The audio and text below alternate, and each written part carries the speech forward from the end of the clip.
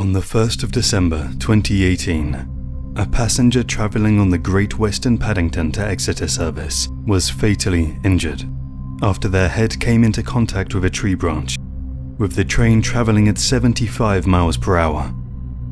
Join us as we look closely at the incident's investigation, which attempted to answer two questions. Why was Vegetation allowed to grow so close to a moving train? And why did the passenger ignore the many warning signs of putting your head outside the train's window? Before we continue, can you please like and subscribe for more real-life horror videos to support the channel? Thank you very much. At 8:30 p.m, the 8-carriage Western train departed London Paddington for Exeter, making a number of scheduled stops before arriving at Bath Spa Station at 9:59 p.m. Its next stop was scheduled for Bristol Temple Meads. The MK3 train, made in 1970, was starting to be phased out for the newer MK4 and were designed with windows in each carriage that could be opened to allow passengers and staff to reach out and open doors at each station. To ensure passengers did not open these between stations, Great Western had installed warning signs as shown. Throughout the day, Bethan Roper, aged 28 from South Wales, had been enjoying her regular yearly Christmas shopping day with friends in Bath. At 9:30 p.m, after a long day shopping and drinking, Bethan and her friends decided to head home and catch the 10 o'clock train at Bath Station. On arrival, Bethan and her friends boarded the train at the back of Coach D. Unseen CCTV cameras showed that at this point, the window in question was not fully open. Witnesses on the train described the train as very busy, with very few seats available. Bethan and her friends decided to stand in the vestibule area between carriages C and D. The next set of events are very unclear. It is accepted that just over 2 minutes after departing Bath Spa Station, and with the train approaching 70 miles per hour, the group of girls opened the window. Why they did this is still unknown. A few seconds later, Bethan placed her head out of the window when the unthinkable happened. A tree branch struck Bethan in the head, causing a fatal head trauma. The scene in carriage D was one of shock, despair, and panic. Many passengers who were seated in the carriage heard the increasing commotion in the vestibule and began to help. Phone data from the train that night showed that at least 5 passengers rang 999. An off-duty Great Western Railway manager on board in carriage D pulled the emergency stop handle and called the South West Ambulance Service.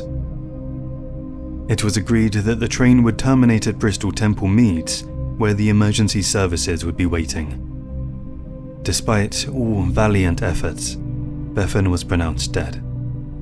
It was quickly determined that the direct cause of the accident was Bethan leaning out of the window, and with her blood alcohol level of 142 milligrams, at twice the driving legal limit, could have easily influenced her judgment. Despite this, the RAIB wanted to see if there were any other underlying factors involved. The RAIB decided to travel the exact route that Bethan used on that fateful day. This image, taken by the investigators, shows the snapped branch that had come into contact with Bethan. After a search, the branch was found 10 meters from the incident location. The tree in question was an ash tree that had been felled around 1998. Many stems consequently grew out from the stump until it became overcome by wood-decaying fungi and eventually came to rest on a chain-link fence on the embankment on the side of the track. It is important to understand the management of trees around trains. Network Rail are responsible for the management of vegetation that may cause damage or derailment to passing trains. Cab ride inspections involves riding the train along certain routes and must be carried out every 12 to 16 months, whilst on-foot inspections involves walking alongside the track, which must be carried out every 36 months.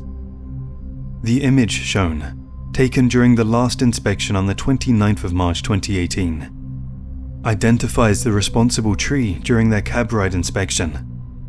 After it was spotted and risk assessed, it was seen as not affecting sighting distances, not causing an obstruction, and was not considered a hazard for oncoming trains.